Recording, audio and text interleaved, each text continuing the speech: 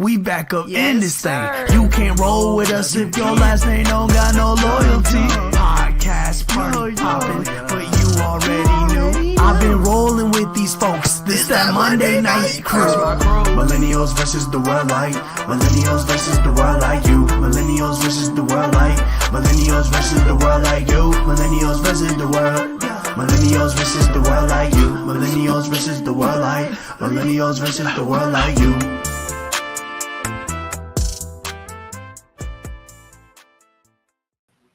Yo, what's happening, good people, man? Welcome back to episode 3 of the Last Name Loyalty Marathon. It's your boy K. Mims, man. I got my bros from Last Name Loyalty, DJ J Dub. B-Dot, what's happening?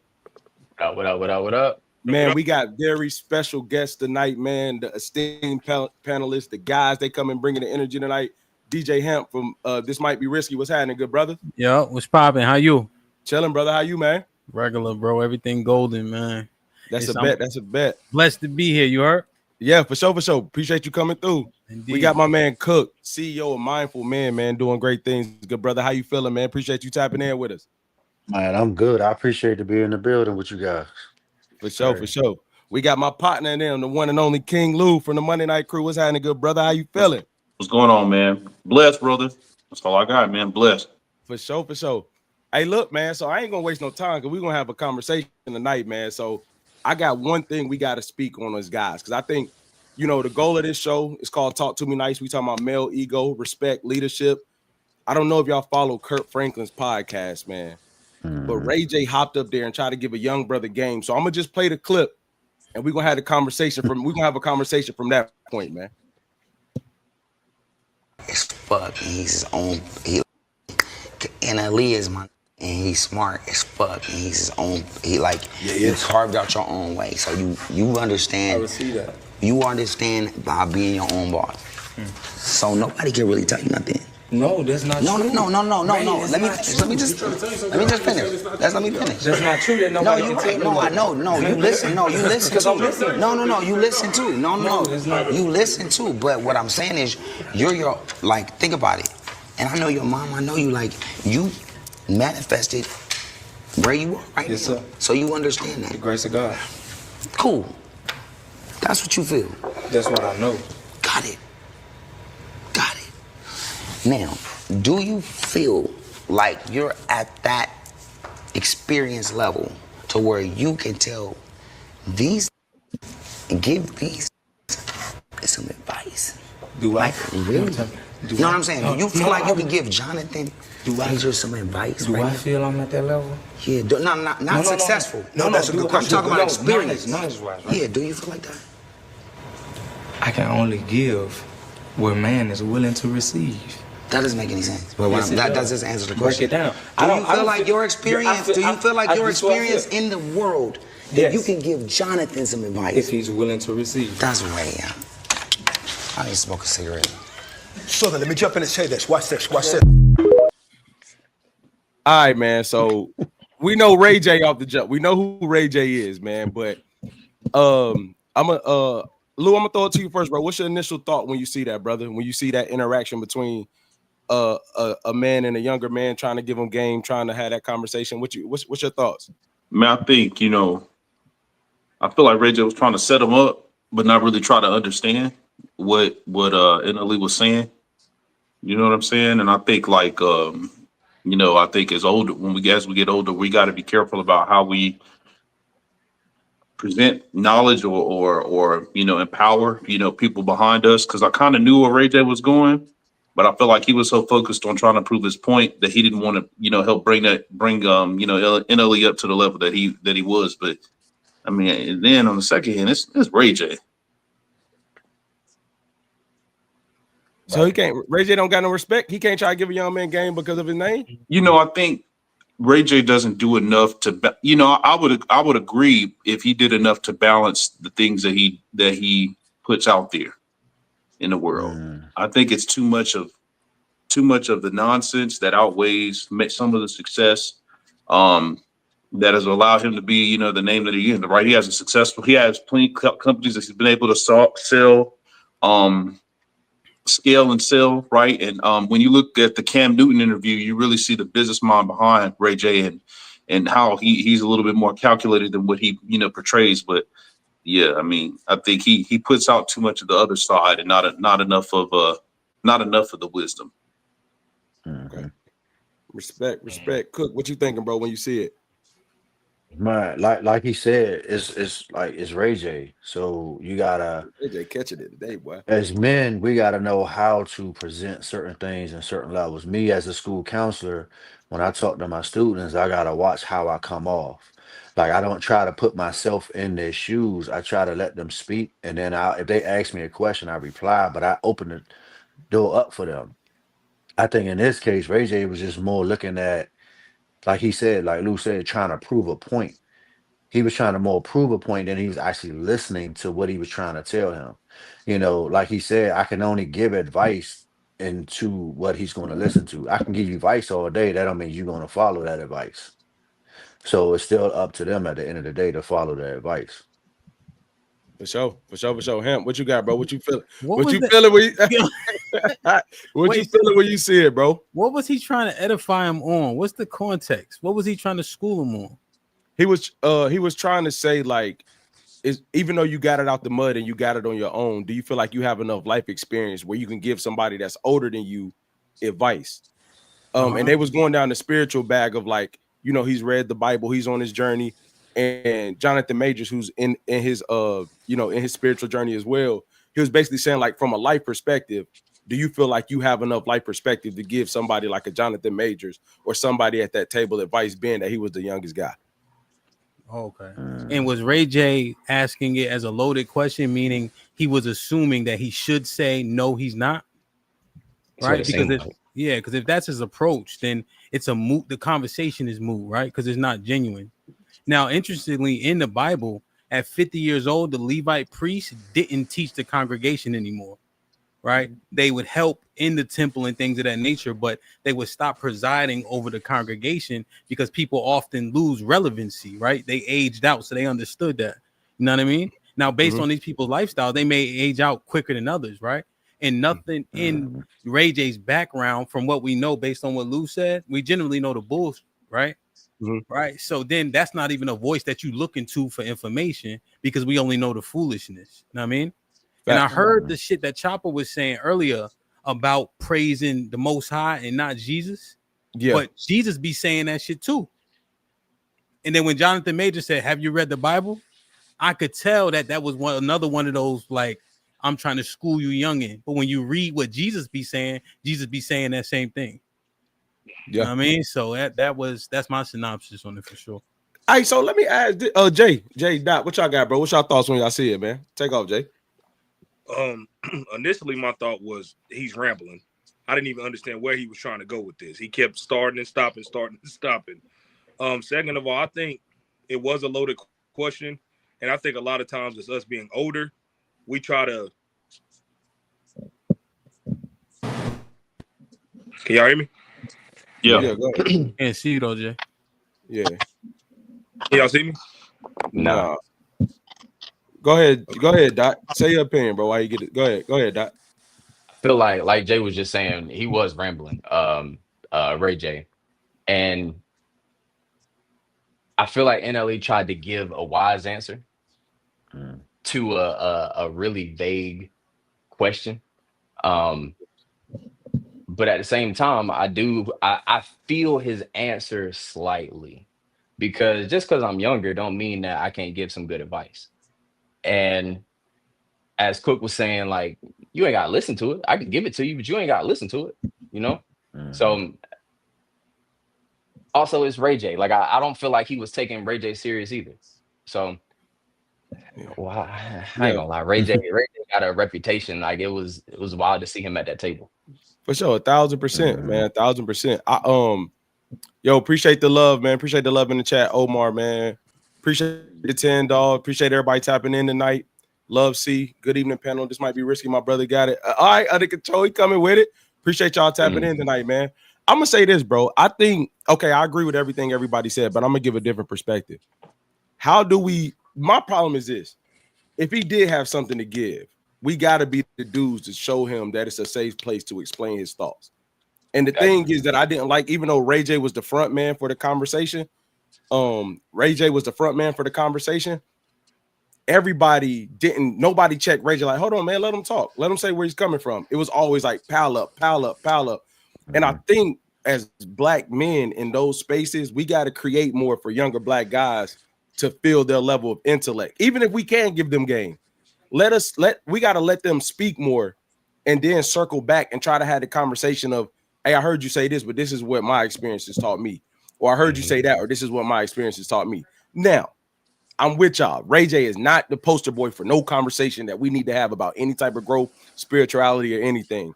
I just guess my thing is, what's our responsibility to not hinder the young folks from feeling like their intelligence is being disrespected? Because in that conversation, any guy that I know is in that, any young dude, he gonna shut down, especially if he feel like he got something to share. So that's my problem. Like, none of the other guys check Ray J like, you out of pocket, and walking off is disrespectful. Call it what you want. Like, walking I off meant to say that too. a cigarette, yeah, it's disrespectful. That ain't gonna get nothing. That's not gonna get nothing accomplished. Yeah, that was wild, and I would have taken that as disrespect. You don't want to hear what I got to say, and I'm at this point, I don't want to hear nothing else you got to say. Yeah. So what's our responsibility to teach young guys that it's a safe space to communicate what you do and what you feel? That's my question to you all. Yeah. How much of responsibility do we have for that? For the young dude that's ahead of their curve, but wisdom-wise, they not where we may be at, but they got something to offer. How do we create that space? Yeah, word. Never forget where you. Oh, my bad, Antoine. Go ahead. Go ahead. No, you're good. Never forgot where you came from, right? We all come through growth, right? Processes, and we often forget that. You know what I mean? We made those similar, if not the exact same mistakes, if not worse. You know, we always had this conversation even about crime. Like, we don't know the 90s was ridiculous. You know what I mean? But we always act like, oh, these youngins, you seen you? You know what I mean? But we often gloss over that. There's one thing I say, coaching high school football: don't cuss them if you don't love them. So a lot of people trying to give game to people that didn't ask for it and give game to people they have no rapport with. Those two things never add up. Yeah, for sure. For sure. Cook, man, take off, bro. What you think? It's like you said, creating that safe space, but you gotta have that open mindset too. So you gotta, like, not saying you gotta be dumb, but you gotta dumb yourself down to understand their perspective on life as well. You gotta realize, we was growing up, we didn't have social media, we ain't have all this. So what they got, like, they got AI now, they got all that extra stuff. So they can post their music and do all this stuff, or post their football highlights right on YouTube and get NIL deals. So it's about how you're able to give them that safe space. So you got to just tell them, like, as a counselor, I just tell them, look, this is a safe space. You can say what you want. Look, I get them a minimum cuss words though, because you ain't just gonna be in my office going off crazy. But at the same time, if you give them that open space, they'll tell you everything. But you just got to give them that open space. For sure. A couple of super chats, man. This might be risky. Shout out to my boy Hamp. Appreciate you tapping in tonight, showing love. You ready? CJ, appreciate the 5, man. Here to match. Appreciate you, my dog. Girl, you better be the Enterprise again to the This Might Be Risky crew. Appreciate the 5 again. Rebecca J, good evening. How you feeling? Appreciate you tapping in tonight. So yeah, man, I think the most important part of that thing is, like, Ray J shouldn't have been up there. I'm gonna get off this because we're gonna move into the topics, but Ray J shouldn't have been up there. He's not a representation of what we need.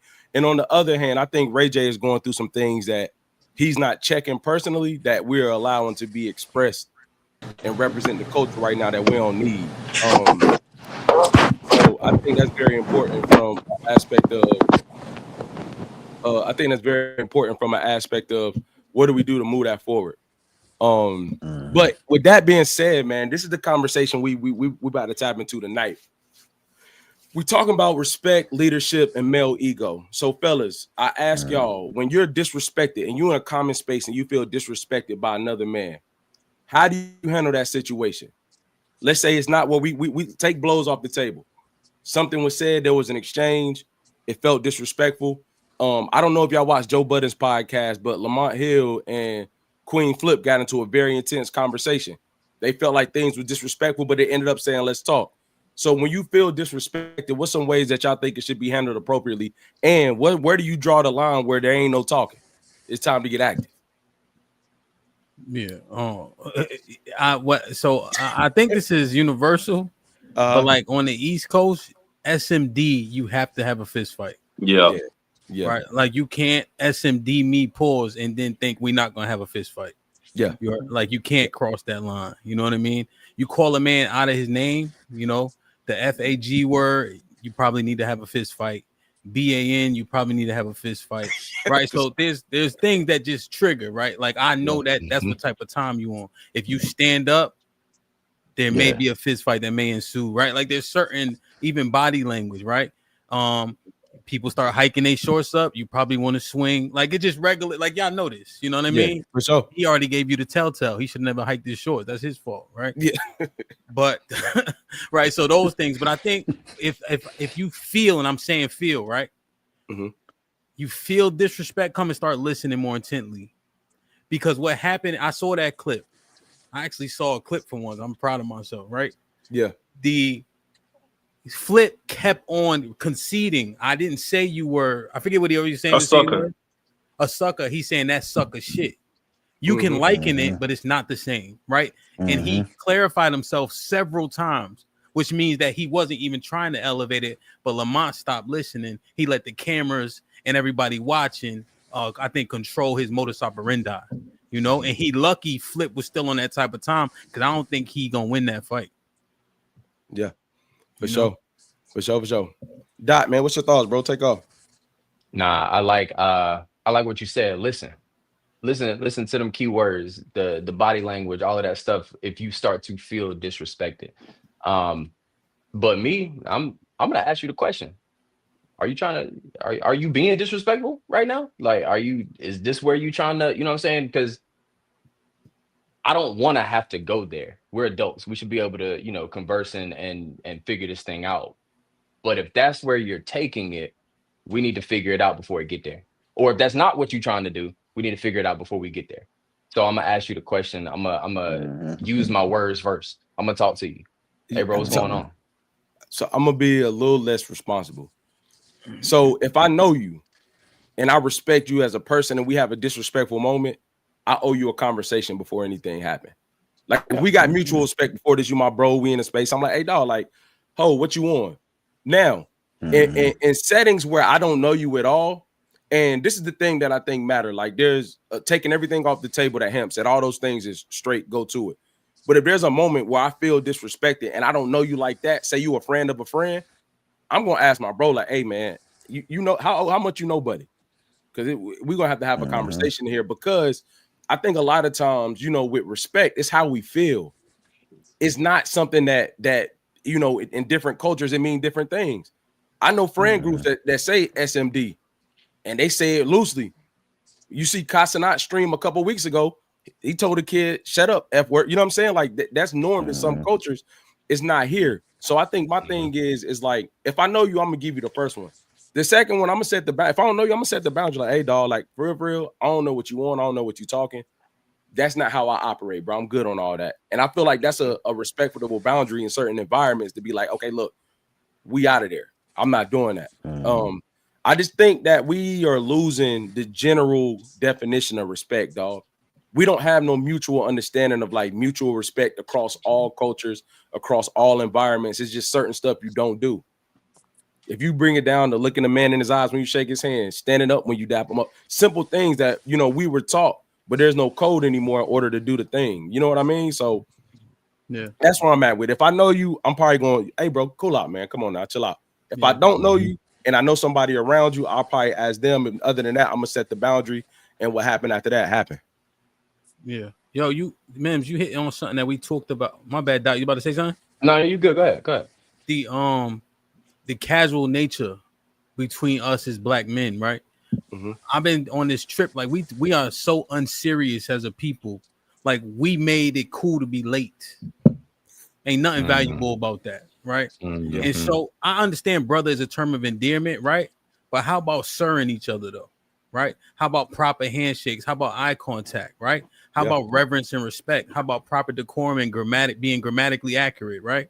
Yeah. Especially when you don't know a brother, but we take everything so unseriously, right? And then when things devolve into a situation where it almost called for blows, we wonder why. Yeah. You know, so Facts. 110%, bro. 110%. Lou, what's your thoughts, man? No, I agree, man. I think one, I gotta really examine whether for me to for it to come to blows, there has to be a threat to my well being. It's safety wise. It's hard to get me there with words because like I gotta choose to stay in that environment for you to call me that. I can never control what another man says, Mm-hmm. you know. So, but I can control the environment that I'm in where I allow people to say that to me. So I look at that more as of my choice. But I agree. I think we got to get back to really respecting each other up front, right, as men, and then there's just a level of understanding as as individuals. Hey, if we cross this line, this is what this means. Yeah, Mm-hmm. for sure. So, Cook, man, what you think, bro? Feel disrespected? How you handling that, man? Man, I agree with everything y'all are saying, but like, growing up, I grew up in Southeast DC. So it was all about, disrespect come in multiple different ways. But like he said, if somebody stand up, like you gotta protect yourself. Like you're not just gonna sit there. So Bama raise his shorts. It's time to, we already know what we about to do. So we're gonna go ahead and move some tables in here. But at the same time, like Lou said, you gotta separate yourself from the environment too. I'm not gonna put myself in certain environments where I feel as though I'm gonna be disrespected. But I'm gonna check you too at the same time. But I can check you in a way that you feel like you ain't even been checked. Yeah, for sure. So that 1,000%. so that's just how it is. You just gotta remove yourself sometimes. For sure. Real quick, y'all, let me get to the super chat. Sherelle, appreciate you tapping in. This might be Risky Family in the building. Salute Hampty in the panel. Appreciate you being in here. Appreciate you tapping in. Appreciate the super chat. Hope you're enjoying the show.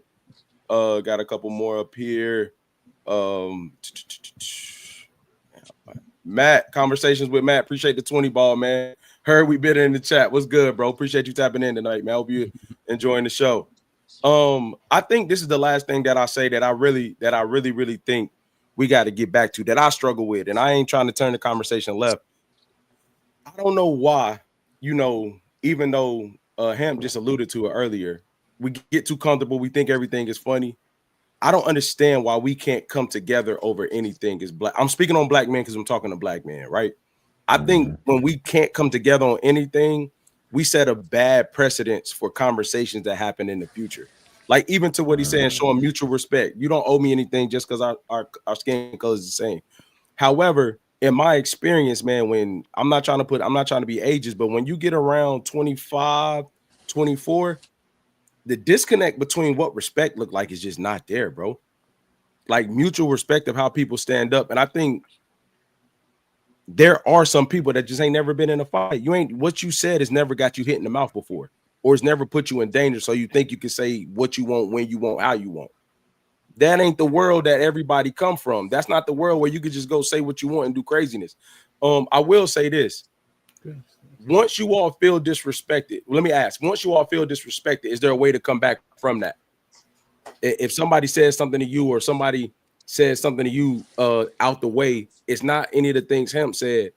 Are you willing to have a conversation to come back, or once I feel disrespected, it's over with? Because I heard Lou say you'll lead the environment. Would you ever come back and have a conversation? Oh shit. Yeah, I think so. If for me, it's weird. So I feel like if you disrespect me, I can come back from that. But if you disrespect my wife or my children, I don't think you can. I don't think I can. Does See, intent but matter?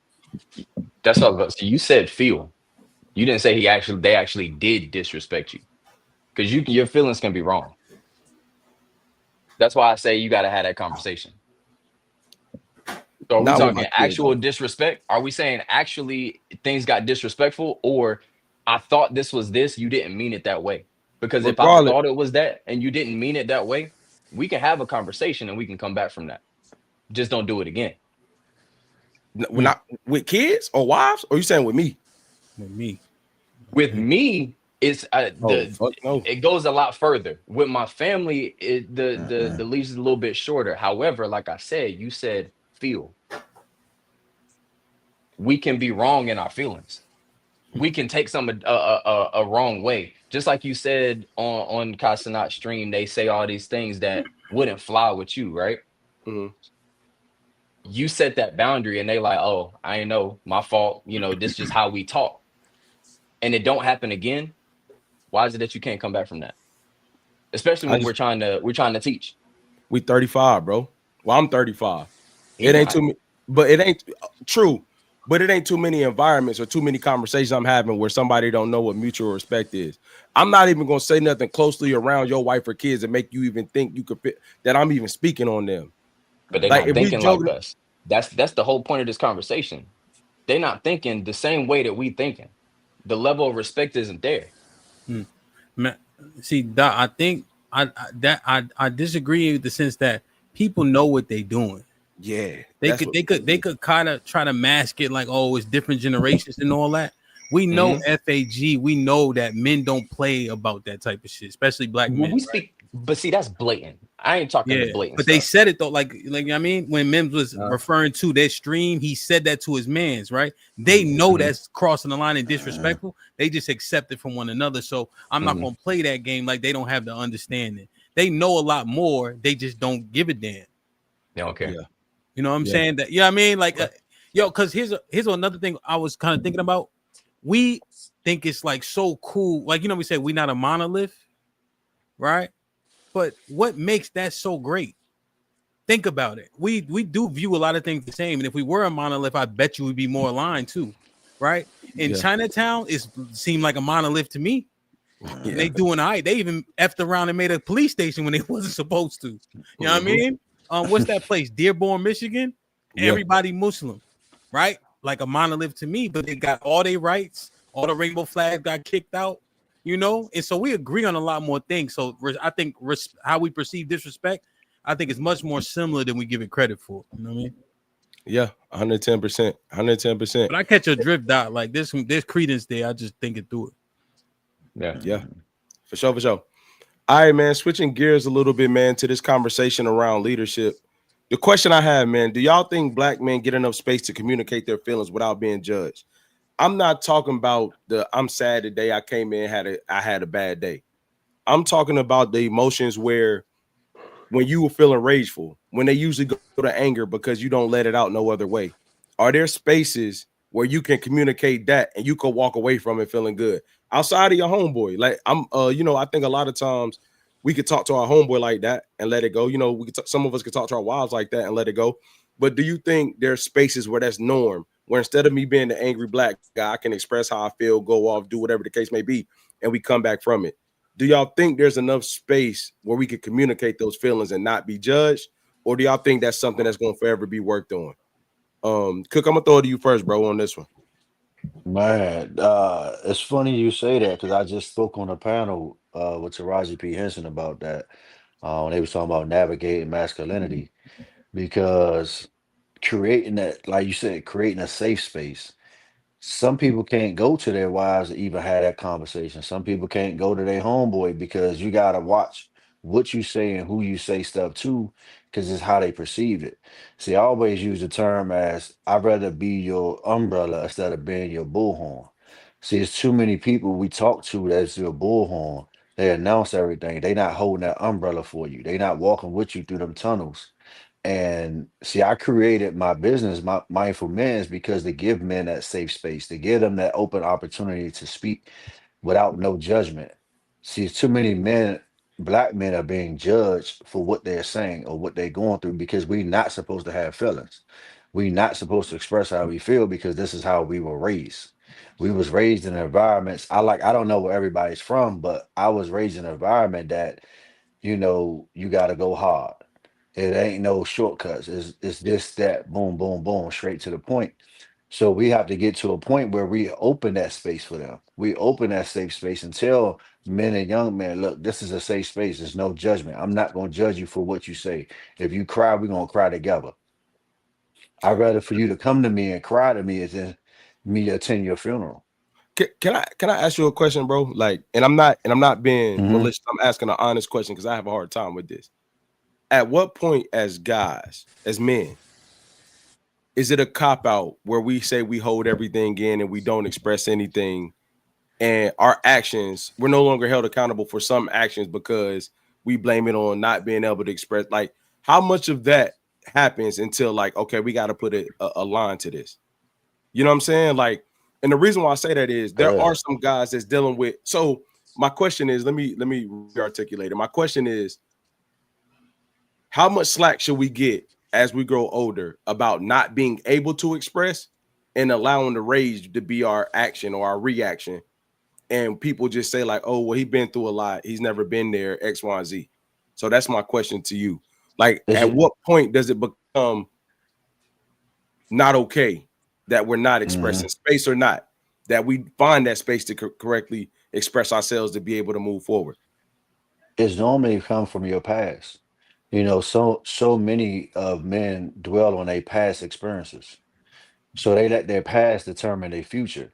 You know, at some point, like I grew up, my dad wasn't in my life growing up. We grew a bond back later on down the line, like when I was later in my college years, my junior year of college. But at the same time, it was a growth. So at some point, you got to understand my past was the past for a reason. But a lot of them keep dwelling in the past, so they can't move forward to the future. So they're gonna continue to backtrack to that past mistakes. So that's why they feel as though they don't have an open space because they haven't dealt with their past. Yeah. Okay. Respect. Hamp, what's your thoughts, bro? I think I have more of a like I get let me maybe antiquated way of thinking. All right. Like that listen and we don't judge shit. Whoever came up with that need to be strangled.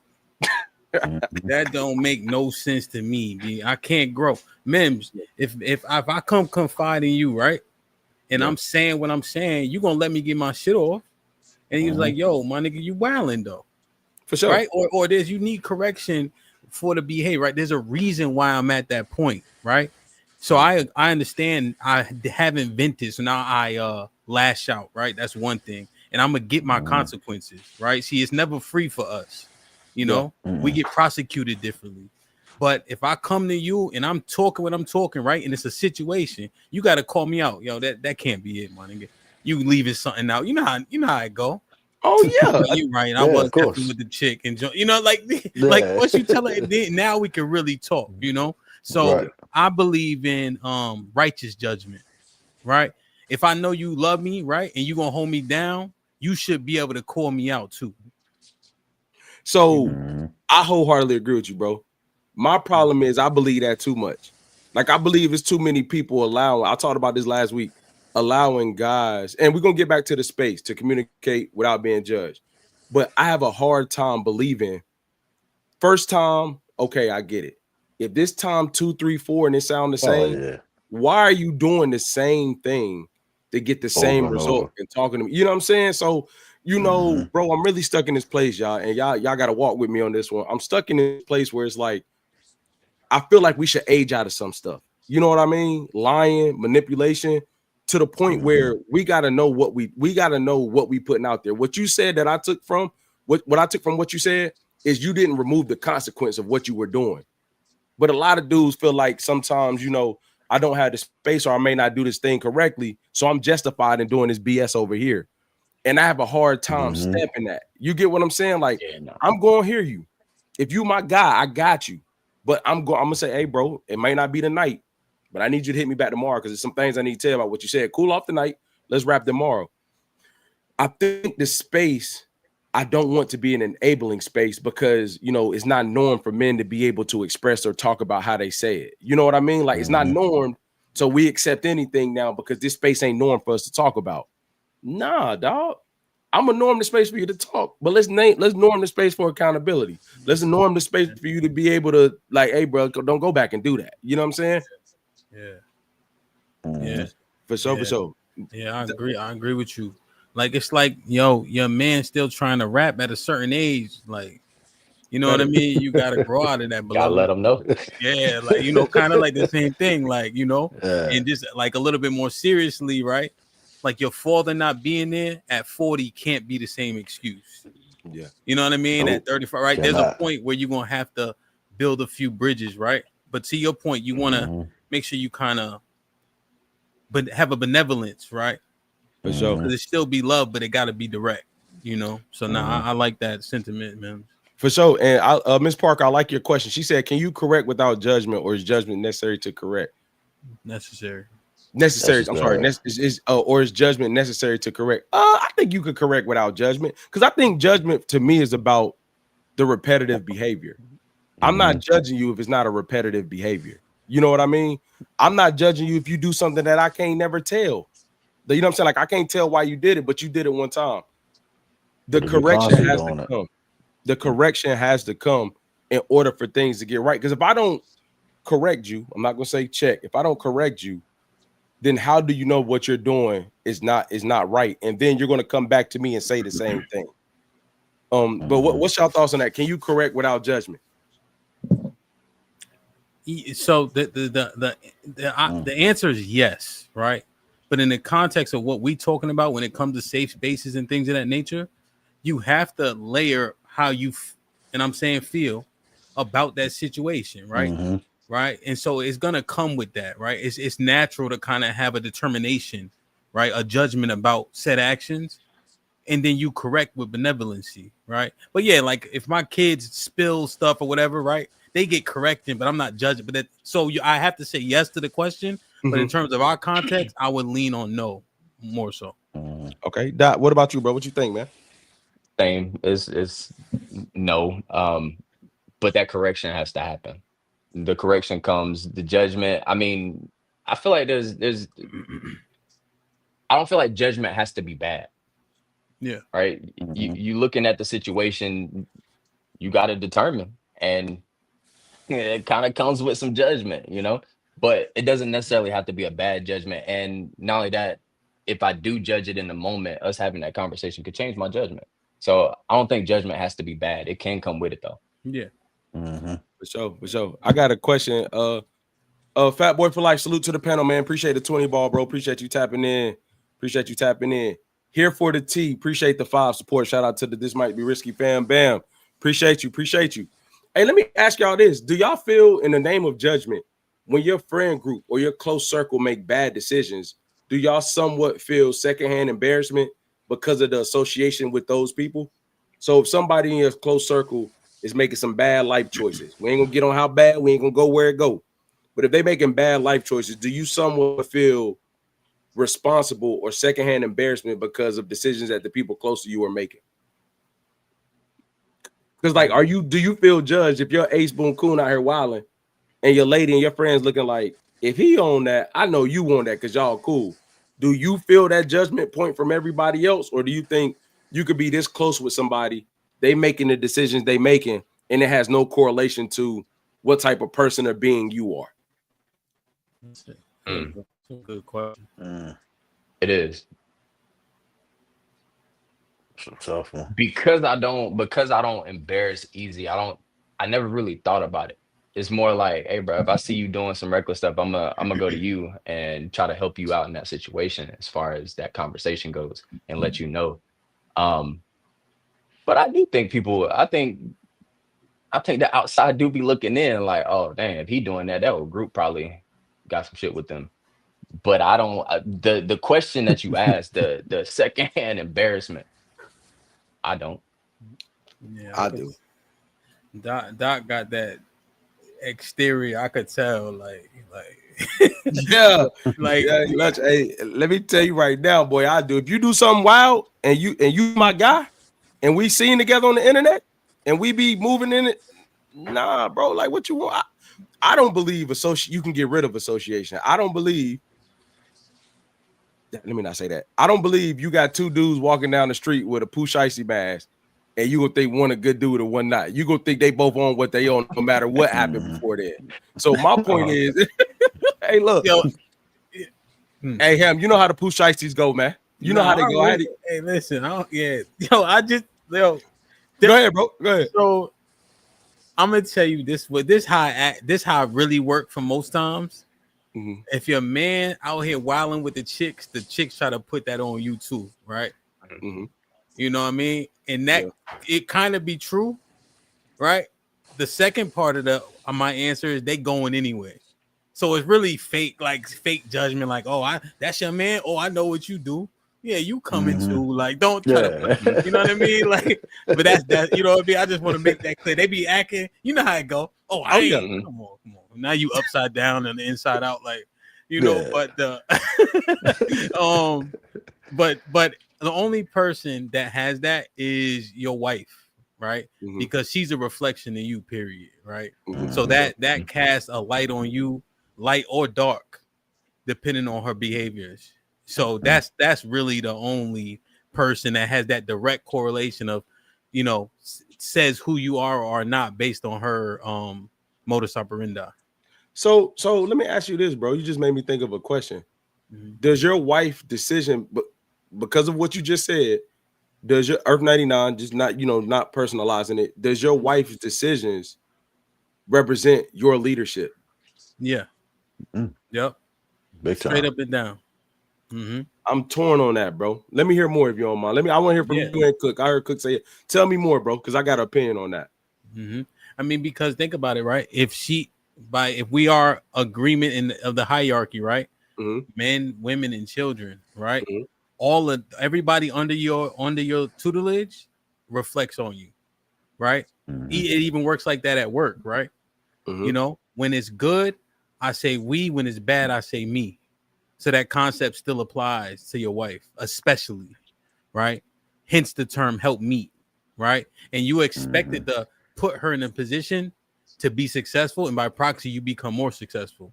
You know, now it's hard to protect and correct, you know, when, you know, people ain't listening all the time, right? But that makes no never mind. It's still a reflection on you, right? You know. Okay. Cook, what you think, bro? Like he said, like it's always gonna come back a reflection on you because how she moving. So if she's out here moving wildly, you know, things gonna come back. So it's how you perceive yourself, how you carry yourself, how you run your household.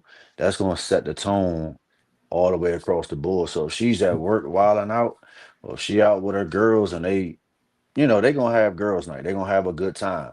But there's a limit to it. Like if she walking in the house 4 or 5 in the morning, every time she go out with her girls, that's a reflection on you. Because So now you gotta what if the house start. bad, Cook? What if the environment at home ain't right?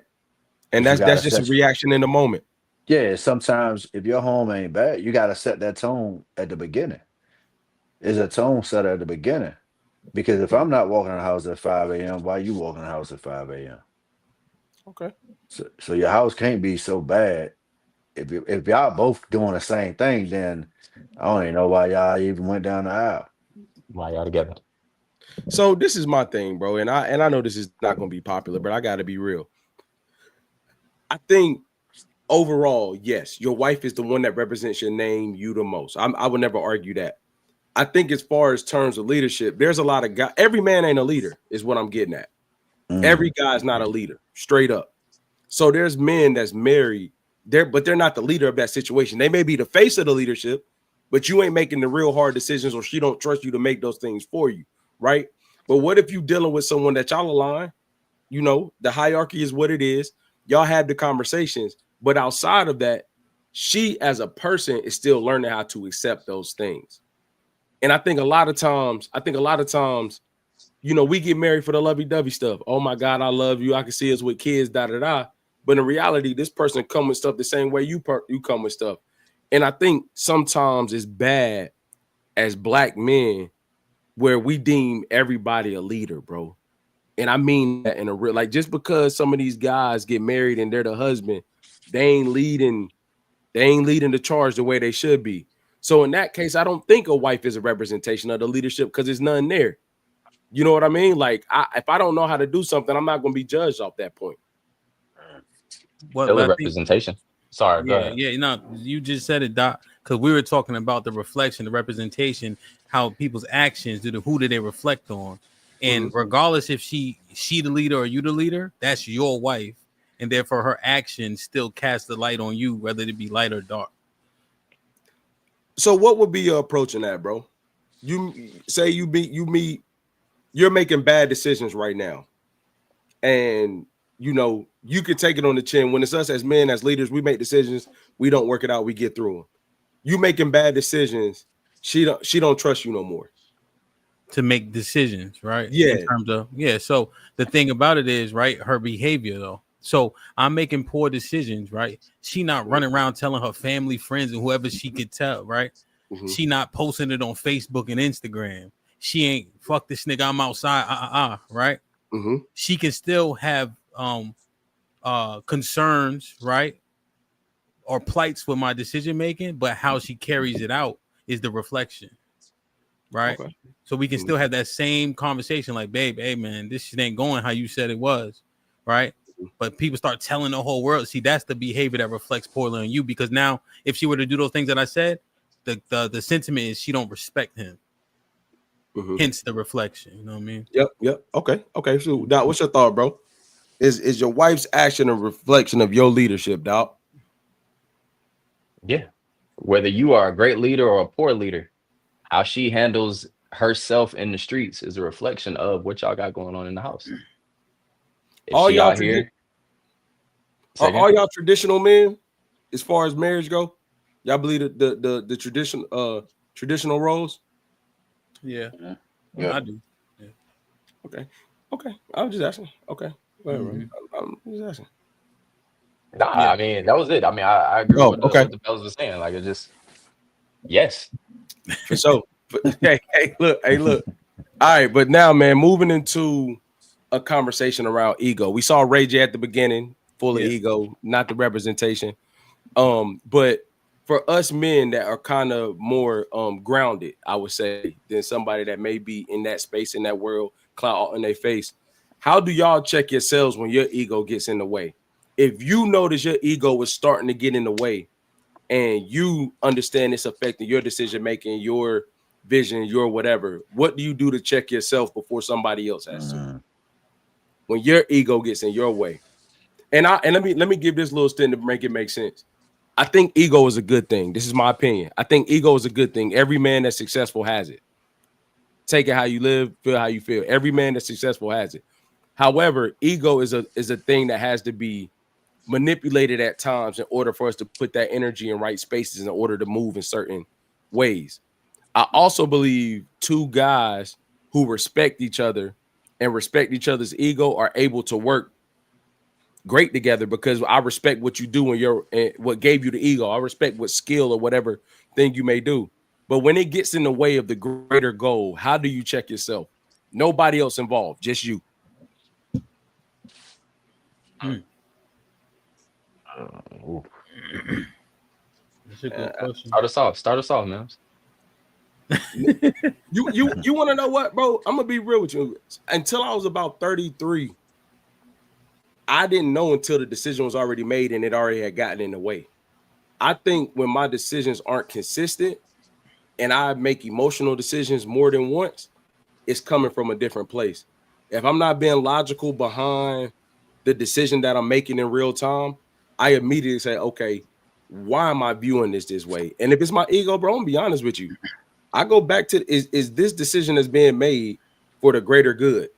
And I win, lose, or draw, I take a step back and make the decision after that. I think emotional driven decisions let me know my ego is involved.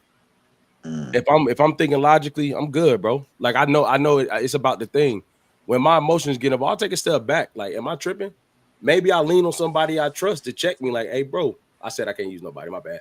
Maybe I take a step back and I may just let it play itself out without making a decision to see if it was me. If I take a step back and look at it and it go good, I was gonna mess that thing up if I got my emotional self in there and made a decision. You know, sometimes that's the game we play. You take the risk. Yeah, man. I ain't gonna hold you. If my ego get that far up in my pride, I'm going through with it. I'm probably gonna end up just making that mistake, to be honest. Like, if I get to that point, because I just have this stubbornness, right? That has helped me in life, but it also, it's a double-edged sword, right? Having that like fortitude and pushing through, right? Sometimes, there's been a lot of times where I pushed through blindly, right? Because I said, you know what, it is what it is. Even boxing, right? I hurt my foot a week ago, right? But I'm getting ready for a fight. So I was sparring yesterday, but light. But then he effed around and hit me too hard. Now you win it. Yeah, so now coach say chill. Nah, ain't no chill. But your foot hurt. Nah, you shouldn't. Nah, it's lit now, right? Yeah. Because now I'm just going through. Now Yeah. I gotta ice my foot 20 minutes on, 20 minutes off, right? Because I just let it get in the way. So if I was being candid, I usually stay pretty stoic, right? So I can say that, like, when I get to that point, I'm probably there. And so that's something I need to work on, you know, that I just haven't like fully. Well, I stay calm most of the time. So that's how I worked on it. But if I get to that point, it's hard for me to revert back, you know? For sure. Cook, we about to throw to you real quick, man. Harrison Davis, I miss you, bro. Salute to 5. Thank you, bro. Appreciate you tapping in. Cook, man, what's your thought, bro? When that ego get in the way, man, how you stick? How you getting through? How you moving? I would say, man, that ego can be a problem sometimes. Yeah. Whew, I could say for me, man, even when I was younger, playing football in high school, playing little league, my ego sometimes got in the way when I was on the field. But I also had that chip on my shoulder too that you can't check me one on one. I can stop you. I'm gonna run you over. I'm gonna knock you out the game. It was just that chip on my shoulder. And that was an ego. A lot of people look at, I'll bring up Shador. They said Shador came in with an ego, but I feel like he just had a chip on his shoulder to prove something. But when that ego get in the way sometimes, it does make you make bad decisions sometimes, but sometimes you got to see them decisions through. Um, my ego's been checked. My wife has checked it before. Boy, that make your stomach, mine too, bro. That make your stomach hurt, boy. Yeah, but it helps though. It It make it do. hurt, but it helps. Yeah. But you just gotta sit back and you know pause, take it without you got man. I'll be watching too much of what's the name show. Oh yeah, So I got you. Yeah. dude. Yeah. But it's just that ego sometimes is just there though. And I see it in my son now. He plays football. I see how he is on the field and how aggressive he is. Like he come up, he land lumber, and his ego is like right there. Sometimes I gotta check his ego, but then at the same time, like I can't, my ego was like that too. But I'm trying to nip it in the bud at an early age. Man, so coaching high school sports for me, bro, I'm gonna be honest with you. If you got an ego as a young dudes have a reason why. Don't just be having no ego out here and you got one and I can't. Trash. My whole Oh thing was yeah, this, it'd be man. I trash. ain't gonna say the young man name, man. I was coaching basketball at the time. His stats matched his ego. Even though he used to get on my nerves, we had to go through what we had to go through. We had to realign. But I think the thing with ego that's different, man, everybody can't just be walking around with one and you don't. What's the reason here? Like, we're hmm not just gonna be respecting all this for no reason. You know what I mean? I said that to say, that the difference between ego and confidence is very slim. You know what I mean? Like, I could be confident in something, but I feel like an ego damn near turns you into somebody else in that moment. Sometimes good, sometimes hmm bad. That ain't confidence no more. That's a whole different. I don't want to. It's a whole different thing that's come over you. But hmm do y'all feel like ego has to be validated in order for it to stay that way by outside entities? I got ego, da da da. Do I need that validation outside of myself in order for that thing to grow? Or do you think people can work on that within without outside validation and it continues to grow? Does that question make sense? Yeah. Yeah. Yeah. Yeah, I think Outside people of can it. certainly foster it, right? Like Mhm, like what Antoine's son, it's already in him, mhm, right? And so now it's being cultivated in a proper way, right? He mhm, gonna hmm frame it, but that boy's built like that. for sure. You know what I hmm mean? Like he gonna push. When he get upset, when it's extra competition, he gonna level up. So you can't hmm take that from him, but you gotta help Nope. him frame it. So hmm make sure that ego is always present and accounted for. And he the first one in every drill. He the first one in every line. right? Because now you want that ego to match the effort and all that, right? And you'll find that it'll humble itself once you make that person who want to be at the forefront actually be at the forefront in all things. Yeah. You know? So how much did that him? I heard you say earlier when you coach high school sports, how much were you a fan or not a fan of a young man who may have had the it factor with a whole lot of ego behind it? What would you I'm gonna say this, my bad, bro. So go ahead. I was a fan of, to put myself out there, I'd rather you have it and I gotta scale it back than me have to teach you it. So where did it fit into your coaching style as far as when you running the young men that may have had it, didn't know how to tame it, whatever the case may be? What was your thoughts on that in that world? Yeah, so I would definitely break them down, build them up. I humble them quick, right? But teach them every single tech. Now I coached the D line at Flowers High School. It's a pretty big high school, a lot of D1 kids, right? So you know, very hard on them. No hands on your hips. Don't walk on my field. Everything is mine too. My field, my this, right? So they understand the hierarchy, you know, and no sleeves, all grit, right? Like the violence, you know, football violence was at an all-time high, but they also had to sit in front of the class and everything, you see? So on the football field, like they would get to be brutes, right? Technical brutes, you know, and then they had to make sure they would also conduct themselves as good young men, right? So it's just along with what I was saying about Junior Cook, you know what I'm saying? Antoine's son, like, yo, make sure he the man too and force that on him, sit in front of the class and everything. So now that ego tapers itself. Yeah, you know, but I agree. I want the kids that have it, right? Because ego, heart, a lot of that stuff kind of goes together, you know. It does. You can't coach. You can't teach heart. You can't. Well, let me tell you, if they don't got one, it's hard to grow one. At that age, once you get into high school, if you ain't got one in you, man, go ahead and get good at them books, man. Don't be doing too much. Don't be doing too much of that quarter on that field. And like you said, you brought him to the field like there's no sleeves, no this, no that. Man, my son in practice, no gloves, nothing. He that's just him. He ready to boogie in the game. He don't wear no gloves. He just ready to boogie. Yeah, that's the love of the game. How much do y'all think is from a young man's perspective? How much do y'all feel like it's taught, or how much do y'all feel like it's given from a parent, as far as that it factor? Like, because I see a lot of young dudes now. I'm in education, so I do a lot of mentoring. I see a lot of young dudes now. They may have an attitude. It ain't ego. They may have, you know, they may be defiant. It's not ego. Then I see other guys that like, nah, they got it, but it's very solid and strong and firm, but they not defiant at all. But they know what they are and they know what they can do.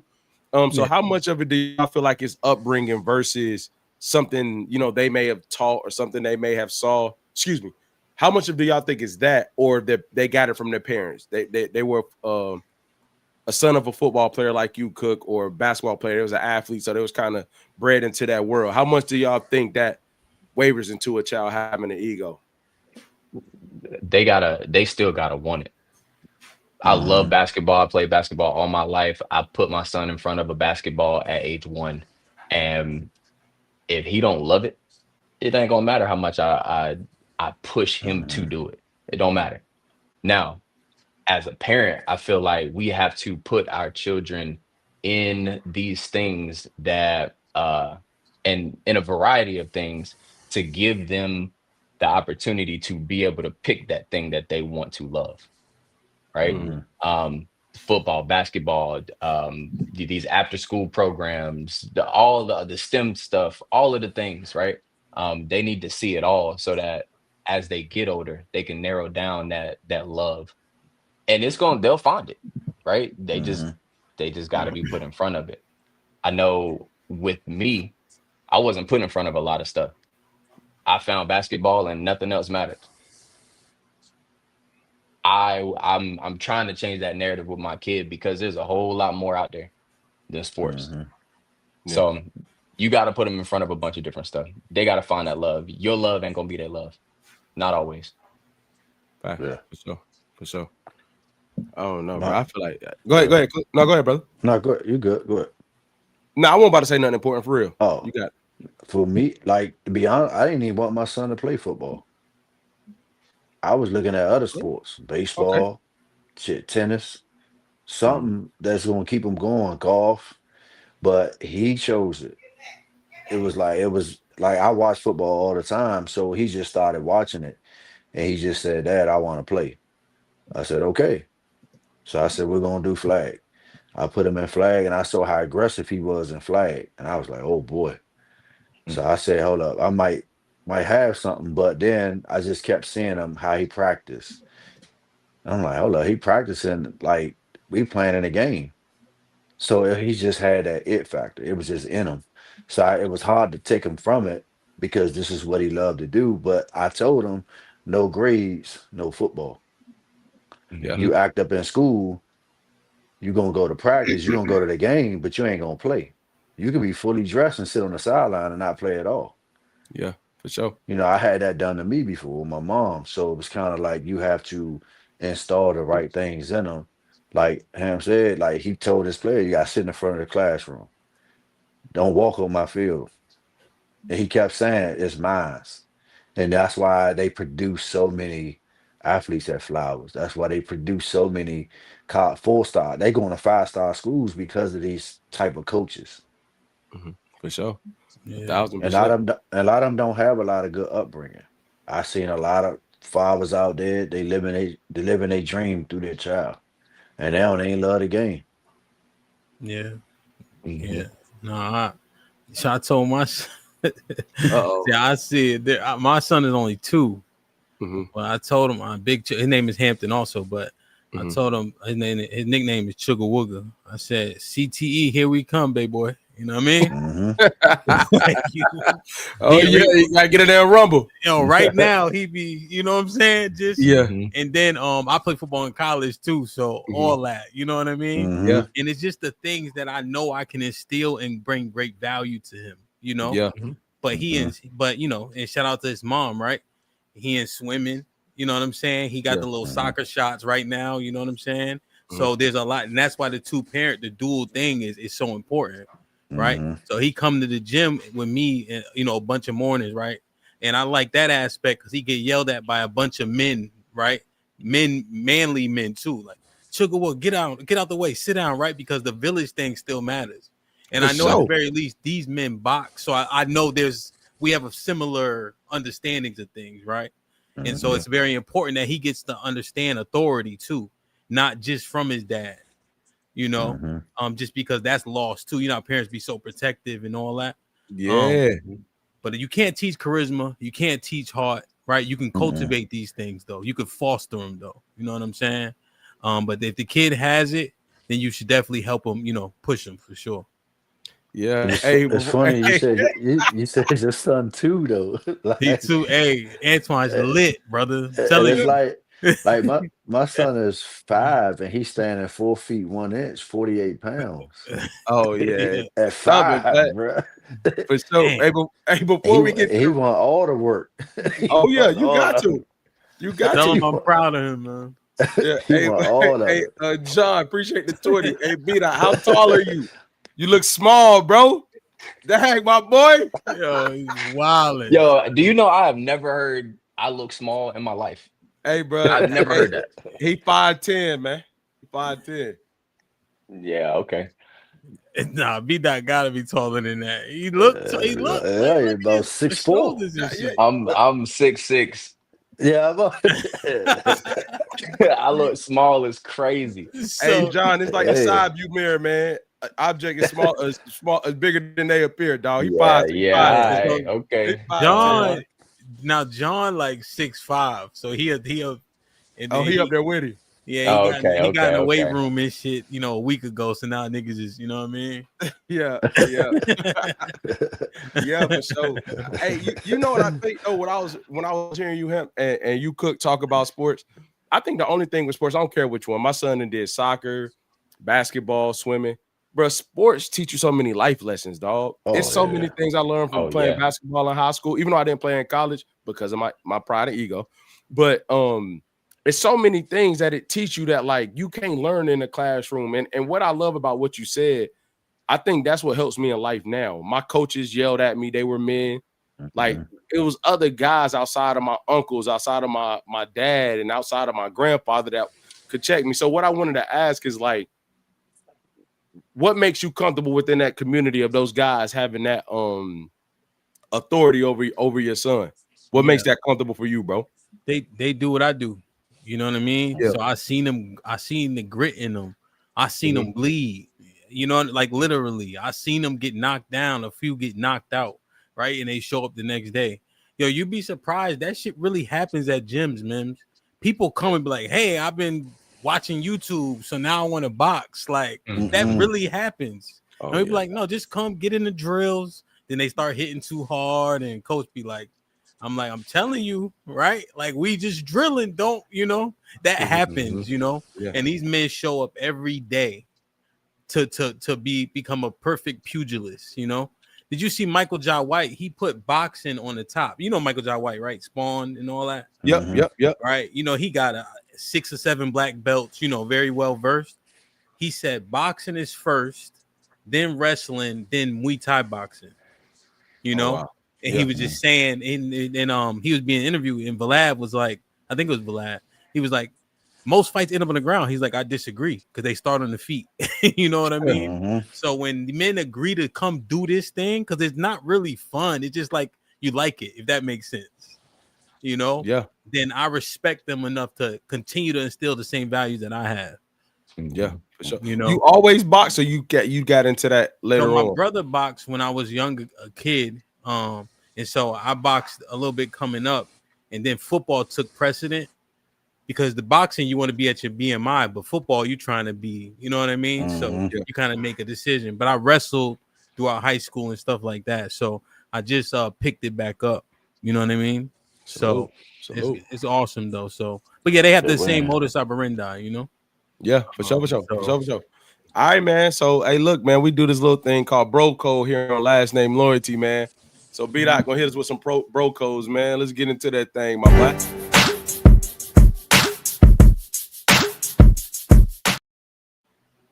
All right, B-Dot, man, take off. It's all you, bro. Tonight we've been talking about ego and respect and stuff like that. So my first question for y'all is it disrespectful to check your boy in public, or should it always be a private conversation? Where something go down, he needs to be checked. No questions. He needs to be checked. Do you do that in a moment, or you wait till y'all, Nah, we go out, nigga, and shit pop off. We outside, baby. You know what I mean? I'm gonna be, and we might get beat up together, jump, whatever the case. Like, you know what I mean? We in front of the chicks. Nigga, you start telling, I had 7 dunks in the game, right? And let's say one of them no basketball. I'm like, what you don't believe? I'm riding, nigga. Then I'm like, yo, you wildin'. Let me know. Got to. I'm not Got to. Hey, look, the only way. So I guess this is my thing, bro. Check is a hard word, but if it's something that I can see that you can't see, I need you to trust me right now. You know what I'm saying? I think a lot of situations we don't acknowledge danger. We're gonna be, if we bumping, we bumping. Don't get it twisted. But if I see something you don't see and you about to go there, come on, man. I'm not a fan of. Go ahead, Dot. I'm about to say, you being subtle with it though, or you like, hey, bro, you need to, hey, look. Oh yeah. I'm not. It's not gonna be known by nobody but me and you. It ain't gonna be nothing that nobody could tell outside they know us. I'm with him. If we outside and it pop off, we're gonna talk about it after we get to the car and after we figure out what's going on. I think that's just universal God code, to be real, yo. Like I don't think, as men, we think bump first, ask questions later. When we get back, everybody made it out. You know what I'm saying? We got a term called dirty macking, beloved. Like they be trying to get picks off they man, right? You seen the one dude that be around, he always doing too much when new chicks come around and all that. You know what I'm saying? I hope that he in the minority, right? But you got niggas say like be waiting in the wings. You know what I mean? It just be some weird, but I hope that you right. Like most, you know what I mean? We gonna ride, Now, if your man's saucy and he out of bounds, you have to be more overt with that correction, right? Like if he stumbled doing too much, then you gotta. But I agree. I actually agree with you more, for sure. Yeah. Cook, what you feeling, bro? There's definitely a way how you go about it, but like you said, like Hamp said, like you got 8 dunks in the game. Hold up. I just dunked on this dude that was 7 foot overseas. Hold on, Yeah, yeah, oh yeah. man. Hold on. You ain't even tell me you was overseas. Hold on. Right, Yeah, right, now I'm right. trying to lie. Hey, Cook, I'm I trying to got lie for him. I'm I gotta stuttering and figure it shit. out. I'm Yeah. texting him, yo, son, you got to set these up better. Yeah, my Yeah. bad. We was in Italy. That's my bad. Like it's like you just throwing stuff out there. Mhm. But it's like or you get like you said, you get that one dude that get in front of the girls, new, they just want to show off. They just want to, Mhm. bro. Hold up, look. Let's. It ain't gonna be a check, but it's gonna be something that's like I'm gonna look at you and be like, all right, look, it's time to chill. Like they see you. You ain't gotta put on a full show. They see you. Try to steer that conversation a different way. Yeah, yeah, they see you already. You ain't gotta tell them you just bought a house. You ain't gotta tell them all that. That's too much information anyway. Yeah, Right. yeah. Then you wondering why they want to go to 5-star restaurants every week. Come on, Yeah. like, Hey, you know what I'm saying? Facts. Me? Like, come on, man. Facts. yeah, come on, man. Come Mhm. on, Like, dog. You done bid too high. But my yeah, so I Cheesecake think, Factory down the street. man, Like, you come on. saying me. Yes, hey, it's late night. That we might not even need that. You know what I'm saying? Ain't nothing Ed, little Waffle House. Eddie Leonard's open. You feel me? But but nah, man, I think it's a slippery slope, man. I think so many times, I've been in situations, bro. Like you gotta have a conversation afterwards. But I also know who I'm with. What I was about to say to your point, Hamp, is like I don't have nobody that I will probably at this age be outside with that I'm not aligned with in our God rules. You know what I mean? Like if I'm out in public with you and we doing those things, we already know what it is. We was talking about this the other night. I don't do too many new, you know what I'm saying, outside and intimate settings where we can end up getting into that unless I done got to know you way before we got to that point. Because I don't know, I got to see you in some stuff before I trust you in some stuff with me. You know what I'm saying? I got to see how you react when you out here before I'm out here with you looking crazy. Because I done been in some situations where, by the grace of God, it didn't impact me, but I like, oh no, I ain't no bro. It's like that. I ain't going back nowhere with you, dog. I ain't with that. You know what I mean? Because and I had a conversation like, bro, you be wilding, dog. I'm not on what you on because I hate to say this, but I'm gonna be real. My bros now, we got stuff to lose, dog. If you ain't got nothing to lose, I'm not just outside with you. Mm-hmm. If you ain't got nothing to lose, bro, I'm just not outside with you, dog. Can't do it. But Very true. man, for you though, right? For Doc, right? Cook been cooking, he been doing his own thing, right? More people with us than we know. Okay. Right? Mm-hmm. Last time I was here, I don't think was we monetized? Barely. We just got over that first hump. That's what I'm saying. I think last time I came, I don't think the monetization was there. Right? Because so then I said, oh shoot, okay. Right. And so what happens is like when you get those events, it's gonna be way more people that you don't know and they know you because they see you every week, every day. They got a rapport at you that you don't even realize. You know what I mean? Like so it's gonna be a lot of associations, so when you throwing these events, right? Like I was talking to Eddie about, like I was like, Eddie, I need to come do something karaoke, right? I was telling him about that. He's like, yo, we just had a dope podcast party here. It was yours. Yeah, Eddie from St. X, right? Yeah, oh for sure. I know you're talking about. Yeah. So you feel me? So it's a lot of association that you don't even realize. So as we continue to get more popular, right, and get on, I think we probably like F-list celebrities right now, right? But as we grow, like it's so many associations, right?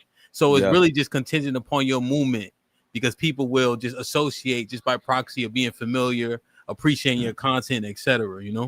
Yeah, for sure, 1,000%. I like that. B-Dot, go ahead, bro. That's on you. What you thinking? Yeah. Well, as far as this question, it's definitely going to be a private conversation. I'm thinking to a couple specific situations that have happened. You got to ride with your boys, right? Yeah. Right, wrong, and different. As long as it ain't going, hopefully anyway, end up in nobody's demise, whatever. But you got to ride with your boys. But best believe we gonna have a conversation because don't put me in that situation again, bro. 1,000%. Don't put me or yourself in that situation again. 1,000%. But yeah. 1,000%. Yep. Okay. All right. So earlier we alluded to this question a little bit. Sneak kind of asked it and we tapped into it. I'm gonna add a little bit of a twist to it. You make a bad call that affects your family or your relationship, right? How do you rebuild that leadership credibility after that? What do you got to do to regain that trust that you're supposed to be in that position? Boy, I done been there, boy. I done been there, boy. I think. Go ahead. Go ahead. No, I just it's hard. Especially depending on the followership. Accountability is really the way, right? You know, acknowledging, right? Because of course, people they not supposed to do it, but the told you so's come out of everywhere, right? Almost like heading them shits off. Like, yo, I know you said this, right? I understand that, right? And be uberly accountable, right? And then as you get opportunities to make more decisions, right? Be more considerate, but don't fall off your square by almost acquiescing. That's what you got to guard against, right? Because even that, if you acquiesce, now they see the weakness. So now that's another, stain on the jacket, But I think Uber accountability would probably be my first go-to. That's tough though. 100%. I'm gonna split it two ways. That it's two ways I'm thinking about decisions that I made selfishly that I didn't intend to impact my family and they did, and decisions that I told you were good that ended up not working out. Right. The Uber accountability, to Hamp's point, comes in when I made a decision that I didn't think was going to impact, and I thought I was ahead of it, and it does. There's nothing I can really do about that one as far as her perception of the credibility in that case, because it's two things. Like if I made it and I made a decision that I thought was best, depending on how I communicated it, you may not have known everything what went into it, and now you got to answer more questions about who, what, when, where, and how. So I do believe that. Now, decisions that I made, like we had joint conversations, but I made the decision. I'm gonna ask you to check my credit score a little bit. Like I don't mind the accountability aspect, but like how often am I making these bad decisions? You know what I mean? Like, is it a situation where every time it come down to it, I gotta send some stuff and I'm asking you to get us out.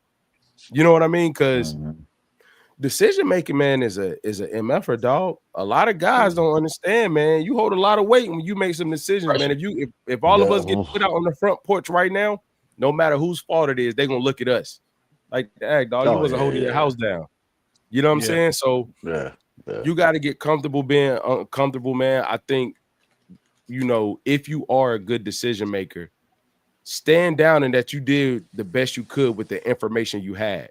Because all decisions don't work out wasn't a bad decision. I thought it was the right one. With what I had, I thought we had to go that way, and it went left, and we went right, but we still here now, and you got to be willing to make up for it. So that's what I'll say, bro.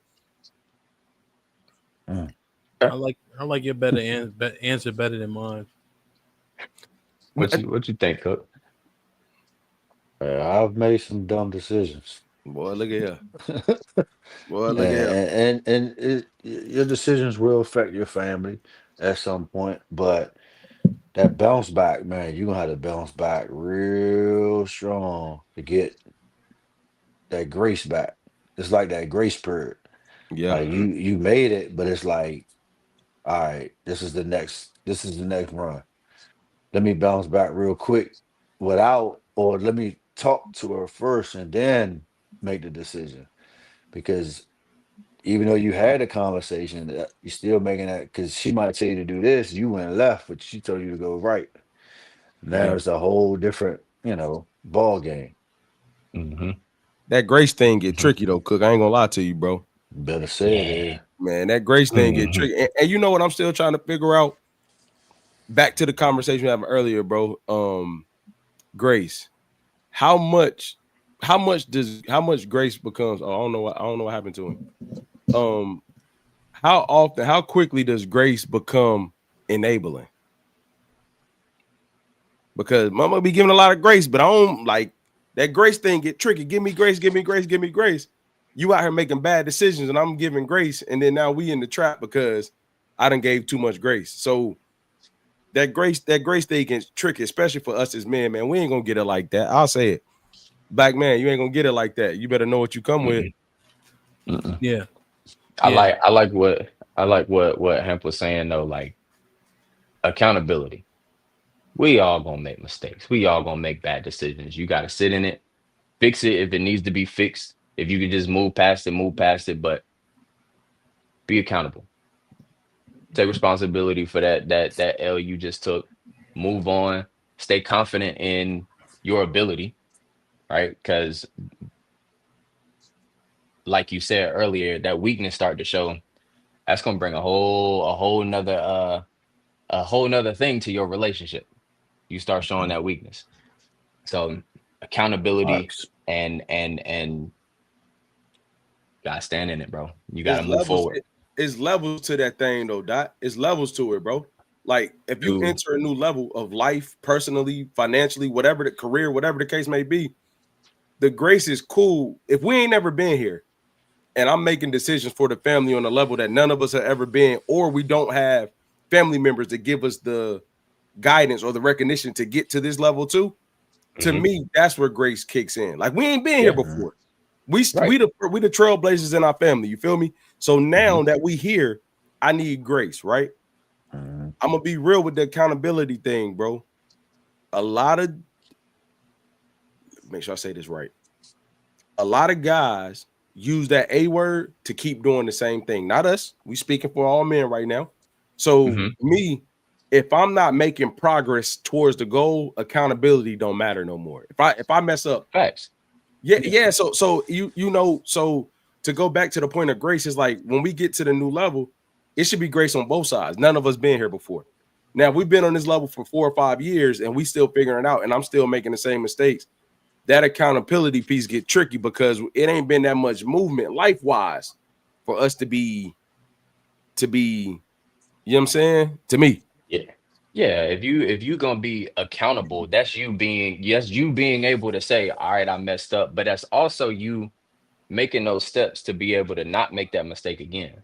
So when I heard accountability, that's the first thing I thought of. Now I agree with you on the grace part. We ain't never been here before. I don't know what I'm doing. We gotta take these steps to be good at this thing. Yeah. But accountability is more than just saying I messed up. Yeah. Great. Yeah. Accountability should be changed behavior. You know, in Love this in these particular circumstance, right? You know, I'm not acquiescing, right? I'm acknowledging where I messed up, right? But like you said, we trying to figure things out. We should have a how you say like a equation though that we put decisions into, right? A decision comes across the table, right? I tap my wife in. What do you think? How do you feel? Right? Those two things are separate. You know, based on that, what would you prefer to happen? Based on all that consideration, then I'll come to a conclusion, right? Right. And then the other part of that equation is she riding with me too. Oh yeah. Right. In that decision. That's where it gets shaky. Right. And then it doesn't come out on the end in which we liked it to. The accountability is there. And then we keep grinding. You know what I'm saying? Like the equation should be there. So if I'm consistent in the equation, then we shouldn't have a problem. But you know, Mike Tyson said everybody got a plan till they get hit, right? Man, what? So, hey, so let me ask you this. Let me ask you this real quick, bro. Sure. You got a decision to make that she can't see yet, but you know it's best. How you moving? She can't see, like she don't know about it, or she don't. No, See like you have a vision for the next move. You're trying to communicate and show her. You're talking about it. You're communicating with her. You're asking how she feel, but she can't see where you're fully trying to go yet. But you know that decision got to be made right now. How you moving around that when you're talking to her, it's just not all the way there yet. Sometimes we get things before our spouse do. It's our job to make sure we communicate things of that. I'm not talking about no sneaky joint. Yeah. How do you move? How you moving around that? I'm not moving around. Right. We had the conversation, right? And if women have, because you know, this is the things they tout.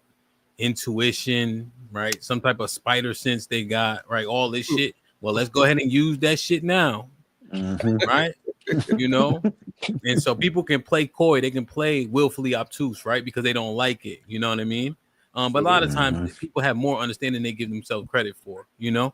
And so once it's well articulated, and at the very least we understand where I'm coming from, then that's the decision we'll go with, and people aren't going to like it unless the results are what they didn't assume they would be. You know what I mean? But that comes with the territory, right? That's the leadership aspect of it, right? You Yeah, take the good with the bad, you know. Hmm. for sure. So, You trust me to lead this family. You gotta trust me to make these decisions. Come mhm, on, I got Yeah. you. mhm, But Cook, I didn't hear you on the grace part, bro. What's your thoughts on that grace thing, man? That grace word, man. Ooh, that's grace is just grace.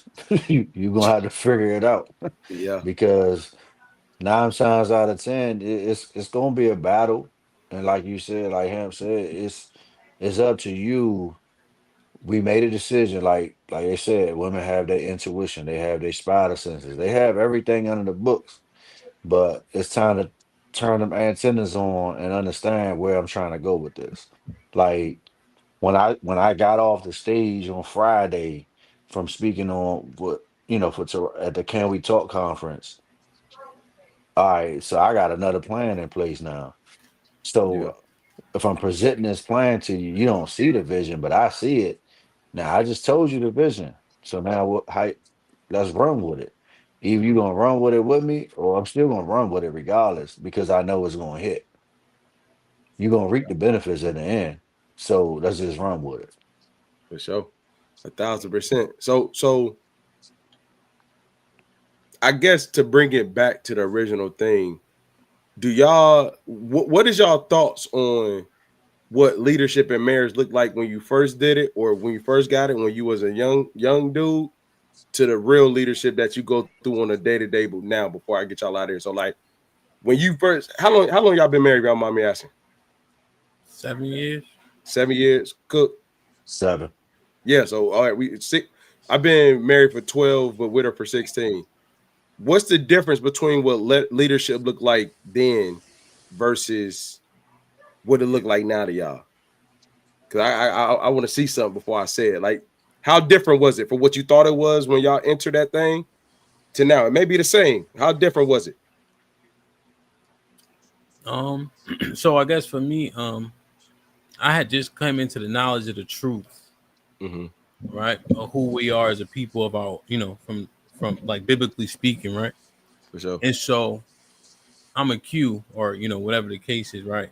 And you ever Mm-hmm. see when people first cross over, Mhm. like they gun ho, nail your boots, the whole nine. So Yeah. similarly, right? Once I found the knowledge of the truth, it was like everything,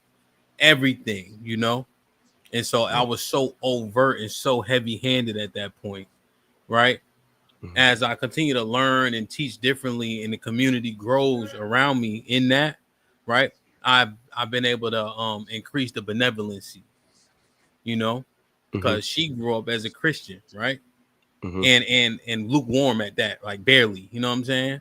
So Mm-hmm. now this whole thing, so we're a little bit younger, she just riding, and now she's trying to learn it, and things is happening. So I pull back a little bit to allow people to kind of learn it for themselves, right? Mhm. For I sure. listen a little bit more intently, as opposed to listening as a formality, you know, Mhm. because I didn't really, just to be honest, I didn't really care. Like, okay, fuck what Yeah. you talking about, you know what I mean? Oh yeah, it be there for sure. Right? And then, but these are autonomous beings, Mm-hmm. Mhm. right? And they've been leading themselves before we got with them, For right? sure. Like my wife, she got a doctorate, right? There's an Salute. attitude that come with the education and shit like that. Yeah, for Mhm. sure. So you looking at that, and we create issues because of we lack the we be dictators, but we're not benevolent ones, right? Mhm. And eventually that comes to a head. So then you gotta reassess, like, okay, let me navigate this differently to where it's more palatable. And so I think that that's what I've learned, throughout the years. Oh, that's fire. Mm. Cook, what about you, bro? For me, I say I had to. I leader. I was a leader. Playing ball. I was captain on a team. This and that. I know how to lead a team. I didn't know how to be a husband. Boy, look here. So I had to learn how to be a husband. I had to learn how to lead a household through by doing it. I had my uncles and this and that, a lot of them married. I watched them lead their house, but it's different from looking from the outside and actually being in the inside, actually seeing it hands on. So it took some time for me to understand And I had the same idea like you, Hamp. Like, I don't really care what you're saying. But that growth period, I had to grow over time to understand, okay, let me just sit down and listen to what she's saying. Let me just listen and understand and get the factors out of it. And then went on from there. It's different now, from year one to year 7. There's a big difference. Cook, women ain't football players. Nope. I had to learn. You got to learn that though. Like you got to learn Yeah. how to navigate that though. Mm-hmm. Yeah, What I about would, I would, I would definitely agree to that. It was going through the motions. It was like, oh, I'm in a relationship with this person. I'm married now. I'm still we just dating. You know what I'm saying? It was really just comfortability. It was just moving along. Mm-hmm. I didn't think nothing of it. I'm thinking that I'm doing it because it's what it's supposed to be, right? Mm-hmm. Looking at it then and looking at it now is completely different. That responsibility is different. Having to learn this person is different. You different as a girlfriend than you are as a wife, like expectation wise. And then you throw some kids in there, that expectation changes as well. I think as a man, your leadership grows and changes constantly. Yeah. Because your person is changing constantly. And then when you add the kids, like I said, they're changing as they grow constantly. So you gotta adapt always. Mm-hmm. And I think I'm nowhere near what I'm going to be because I'm still growing, but like I gotta keep that in my mind. I ain't at the end. I gotta keep growing in my leadership skills. So I watch other trusted men and how they move and the things that they say and how they treat their wives and their kids and stuff like that. My friend group, I really trust them. I go to them about leadership stuff and relationship stuff and whatnot. Mm-hmm. But if we talking about from then to now, I want shit then Boy, look here. Hey, yeah, at I'm all. telling you, bro. I'll be short-winded because I've been long-winded often. Man, until the vision became shared, bro, it was hard to lead, man. Until it became shared and she really understood why I do what I do, and it really started impacting things in a positive way. Because I got married young, dog. I got married at 23. So when I got married, they telling you, be the man of the house, money, all the little small stuff that it mattered. Don't get it twisted, but it wasn't the end all be all. You wasn't taught the things in between there. But to be real, as I've gotten older, man, I was wrong until I was right. But once I got it right and the vision became shared, it was easier to navigate, dog. Like when she trusts you with where y'all going, the decisions get easier. It's an easier, conversations get shorter. You know what I'm saying? So that's what I say, man. That's what I say. I just, for young dudes or young men that's thinking about doing it, bro, if y'all not aligned on who y'all are as people at the human level, morals, values, things like that, it ain't gonna work no way, dog. I don't care how pretty she is. I'm telling you that right now. And I don't care how much that thing make you holler neither, boy. I'm telling you right now. She better be aligned, boy. It ain't gonna work, man. It ain't gonna work. Yeah, for sure. But nah, man. Hey, so man, DJ Hamp, appreciate you coming through, dog. Cook, appreciate y'all coming through. All of this might be risky, family, man. Appreciate y'all in the chat. Appreciate all the love tonight, man. It's been a hell of a show. I hope y'all got something from it, man. We talked about ego, respect, leadership, man. We'll be right back here tomorrow for a wellness check, talking about mental health, man. So again, salute to you, DJ Hamp, good brother. Appreciate you coming through. Always. Cook, appreciate you coming through. I'm your boy K. Mims, man. It's your boy B. Dot from Last Name Loyalty. Appreciate y'all tapping in tonight. It's MBW, and we are out. You are now tuned in to the realest podcast. NW.